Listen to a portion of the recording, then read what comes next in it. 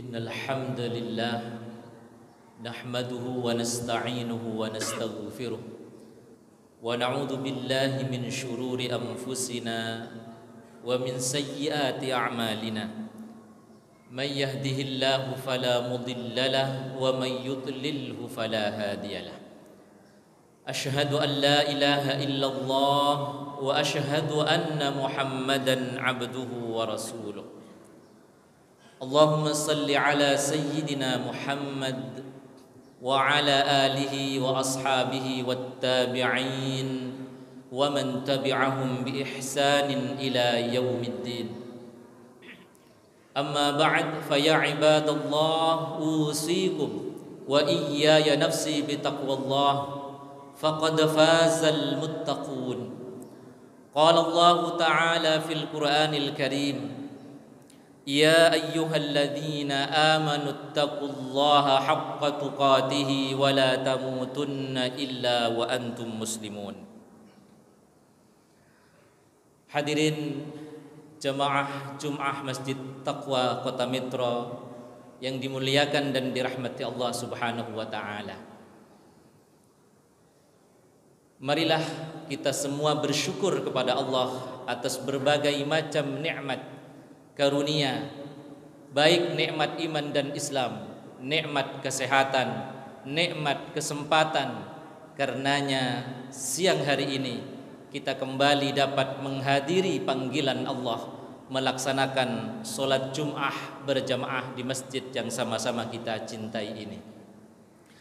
Salawat dan salam marilah kita sanjungkan kepada teladan kita, panutan kita, Nabi Agung Muhammad sallallahu alaihi wasallam, yang mudah-mudahan kita semua, keluarga kita, anak keturunan kita diakui sebagai umat Nabi Muhammad yang layak dan pantas mendapatkan syafaat beliau kelak di yaumil qiyamah. Amin ya rabbal alamin. Hadirin jamaah Jum'ah rahimakumullah. Di dalam surat Al-Anbiya ayat 107 Allah Subhanahu wa taala berfirman, "Wa ma arsalnaka illa rahmatan lil alamin." Dan tidaklah kami, kata Allah, mengutusmu wahai Muhammad kecuali untuk menjadi rahmat, menjadi kasih sayang bagi alam semesta. Hadirin yang dimuliakan Allah, di antara kasih sayang yang dimaksud adalah kasih sayang terhadap kaum perempuan. Hadirin yang dimuliakan dan dirahmati Allah Subhanahu wa taala, dulu di zaman jahiliyah, anak perempuan yang dilahirkan itu tak jarang dikubur hidup-hidup atau dibiarkan hidup dalam kehinaan. Surat An-Nahl mengingatkan kepada kita, wa idza busyira ahaduhum bil untha dhalla wajhuhu muswaddan wa huwa kadhim yatawara minal qaum min su'i ma busyira bih ayumsikuhu ala hunin am yadussuhu fit turab ala sa'a ma yahkumun. Hadirin yang dimuliakan dan dirahmati Allah Subhanahu wa taala, ayat ini mengisahkan kepada kita bagaimana di antara adat tradisi sebagian kabilah jahiliyah, ketika yang dilahirkan dari rahim seorang ibu itu anak perempuan, maka si ayah merasa malu, merasa mendapatkan aib, mereka marah, kemudian menyisih dari keramaian karena merasa malu. Kemudian pilihannya adalah mengubur anak perempuannya itu hidup-hidup atau membiarkannya hidup dalam kehinaan. Hadirin yang dimuliakan dan dirahmati Allah Subhanahu wa taala, mengapa mereka bertindak demikian?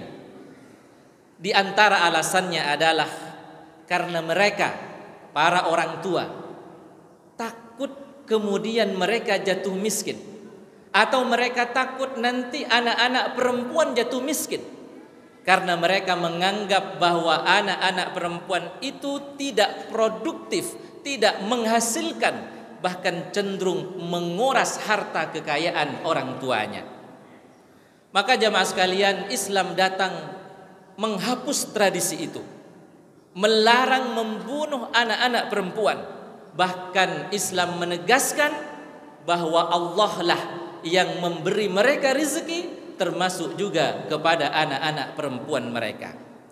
Surat Al-An'am ayat 151 menjelaskan, wala taqtulu auladakum min imlaq nahnu narzuqukum wa iyyahum.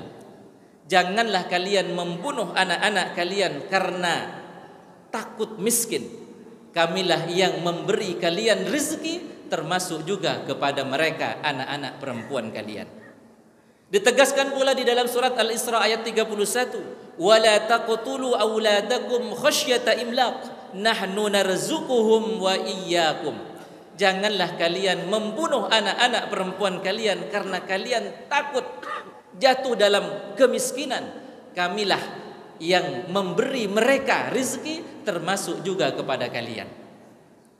Hadirin yang dimuliakan dan dirahmati Allah Subhanahu wa taala. Dulu di zaman jahiliyah, terutama di kawasan Eropa, anak-anak perempuan itu diragukan dapat masuk surga, sehingga kemudian mereka melarang atau tidak memperbolehkan anak-anak perempuan mereka untuk beribadah karena tidak akan masuk surga. Hadirin yang dimuliakan Allah, Islam datang membawa kabar gembira bagi terutama mereka yang memiliki anak perempuan, karena nanti anak-anak perempuan itu akan menjadi perisai bagi kedua orang tuanya dari siksaan api neraka, bahkan menjadi wasilah kedua orang tuanya dimasukkan ke dalam surga oleh Allah Subhanahu wa taala. Hadis riwayat Imam Ahmad dan Ibnu Majah, Rasul sallallahu alaihi wasallam bersabda, "Man kana lahu thalathu banatin fasabara 'alaihinna wa at'amahunna wa saqahunna wa kasahunna min jidatihi kunna lahu hijaban minan nari yaumal qiyamah." Barang siapa yang memiliki 3 anak perempuan, kemudian kedua orang tuanya bersabar atas kelahiran mereka, bersabar di dalam menafkahi mereka, memberi mereka makan, memberi mereka minum, memberi mereka pakaian dari hasil keringatnya, dari pekerjaannya yang halal, maka kelak ketiga anak perempuan itu akan menjadi hijaban, penghalang bagi kedua orang tuanya dari siksa api neraka. Itulah kabar gembira yang dibawa oleh Islam terkait dengan kelahiran anak-anak perempuan yang dulunya di masa jahiliyah itu dianggap sebagai aib, disejajarkan dengan binatang, bahkan diragukan mereka dapat masuk surga. Islam menjawab hal itu sebagai kabar gembira bagi mereka yang memiliki anak perempuan, karena anak-anak perempuan itu akan menjadi perisai, penghalang bagi kedua orang tuanya dari siksa api neraka. Bahkan di dalam hadis riwayat Muslim dan Ibnu Abi Syaibah, apa sabda Rasul, "Man 'ala jariyataini hatta tablugha jaa yaumal qiyamati ana wa huwa wa dhamma asabi'ahu." Barang siapa yang menanggung nafkah 2 anak perempuan sampai balik, maka pada hari kiamat kelak, kata Nabi, saya dan kedua orang tuanya akan seperti ini, akan hidup berdampingan, akan hidup berdekatan, akan satu derajat dengan Nabi atau mendekati derajat Nabi sallallahu alaihi wasallam. Inilah jemaah sekalian. Tadi kalau 3, sekarang 2 anak perempuan pun ternyata memiliki kemuliaan, keutamaan yang akan didapatkan oleh kedua orang tuanya. Hadirin yang dimuliakan dan dirahmati Allah Subhanahu wa taala. Dulu di zaman jahiliyah, perempuan itu disejajarkan dengan budak, boleh dinikahi atau dimiliki tanpa ada batasan jumlah. Semakin tinggi strata ekonomi dan sosial seseorang di masa jahiliyah, maka semakin banyak istri yang dimiliki. Kemudian jemaah sekalian, di zaman jahiliyah perempuan itu tidak memiliki warisan. Bahkan justru perempuan-perempuan itu bisa diwariskan. Maka kemudian Islam datang. Rasulullah sallallahu alaihi wasallam diutus menjadi rasul membawa risalah Islam yang memuliakan dan mengangkat derajat, harkat, martabat perempuan. Perempuan kemudian memperoleh harta warisan, dan di dalam Islam seorang laki-laki boleh menikahi perempuan dengan batasan yang ditentukan, yaitu maksimal 4. Yang sebelumnya di zaman jahiliyah itu tidak ada batasan seorang laki-laki untuk memiliki istri. Hadirin yang dimuliakan dan dirahmati Allah Subhanahu wa taala. Rawa Abu Dawud wa Ibnu Majah an Qais ibn al-Harith qala aslamtu wa indi 8 niswah. Diriwayatkan oleh Imam Abu Dawud dan Ibnu Majah bersumber dari Qais ibn al-Harith berkata, aslamtu wa indi 8 niswah. Saya masuk Islam dan masih memiliki 8 istri. Fa ataitun Nabi sallallahu alaihi wasallam, kemudian saya datang kepada baginda Nabi sallallahu alaihi wasallam. Fadakkartu dzalik lahu. Kemudian saya mengingatkan, memberitahukan kepada Nabi bahwa Qais ibnul Harith setelah masuk Islam masih memiliki 8 istri. Faqal, Nabi kemudian bersabda, ikhtar minhunna arba'an. Wahai Qais, pilihlah di antara 8 istrimu itu 4 yang akan kamu pertahankan. Selebihnya alias 4 yang lain harus diceraikan. Itulah jamaah sekalian, di antara penghargaan yang dilakukan atau diberikan Islam kepada kaum perempuan. Islam memuliakan kaum perempuan yang awalnya di masa jahiliyah itu dihinakan, bahkan disejajarkan dengan binatang, bahkan lebih daripada itu. Binatang saja lahir dipelihara, sementara anak-anak perempuan yang lahir justru kemudian dikubur hidup-hidup.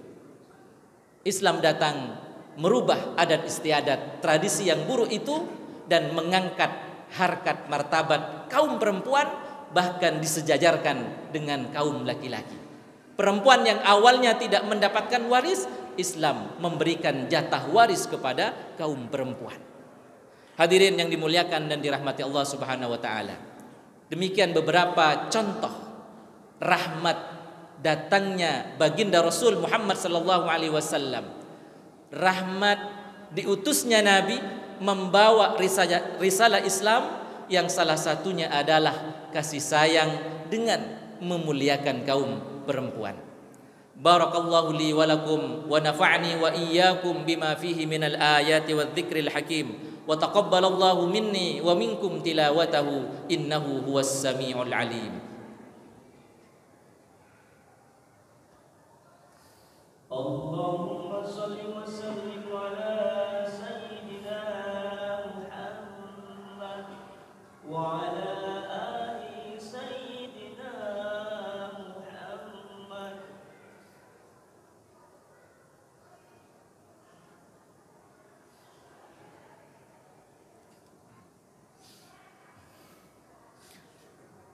Alhamdulillahi rabbil alamin, wa bihi nasta'inu ala umuri dunya waddin. Assalatu wassalamu ala ashrafil anbiya wal mursalin, sayyidina Muhammadin wa ala alihi wa ashabihi wat tabi'in wa man tabi'ahum bi ihsanin ila yaumiddin. Amma ba'd, fa ya ibadallah, usikum wa iyaya nafsi bitaqwallah. فقد فاز المتقون. قال الله تعالى في القرآن الكريم يا أيها الذين آمنوا اتقوا الله ولتنظر نفس ما قدمت لغد واتقوا الله إن الله خبير بما تعملون. إن الله وملائكته يصلون على النبي يا أيها الذين آمنوا صلوا عليه وسلموا تسليما والحمد لله رب العالمين. يا ربنا لك الحمد كما ينبغي لجلال وجهك الكريم ولعظيم سلطانك.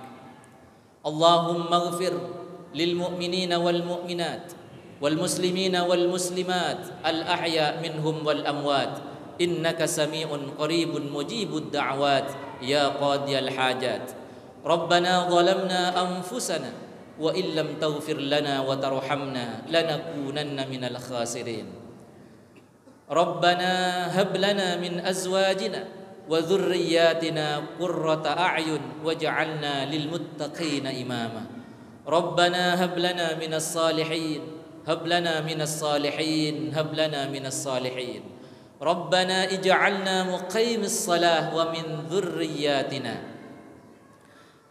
ربنا ظلمنا أنفسنا وإن لم تغفر لنا وترحمنا لنكونن من الخاسرين اللهم أعنا على ذكرك وشكرك وحسن عبادتك اللهم لا تدع لنا ذنبا إلا غفرته ولا هما إلا فرجته ولا دينا إلا قضيته ولا مريضا إلا شفيته ولا حاجة من حوائج الدنيا والآخرة إلا قضيتها يا أرحم الراحمين اللهم أحسن عاقبتنا في الأمور كلها وأجرنا من خزي الدنيا وعذاب الآخرة اللهم إنا نسألك حسن الخاتمة ونعوذ بك من سوء الخاتمة ربنا آتنا في الدنيا حسنة وفي الآخرة حسنة وقنا عذاب النار عباد الله إن الله يأمر بالعدل والإحسان وإيتاء ذي القربى وينهى عن الفحشاء والمنكر والبغي يعظكم لعلكم تذكرين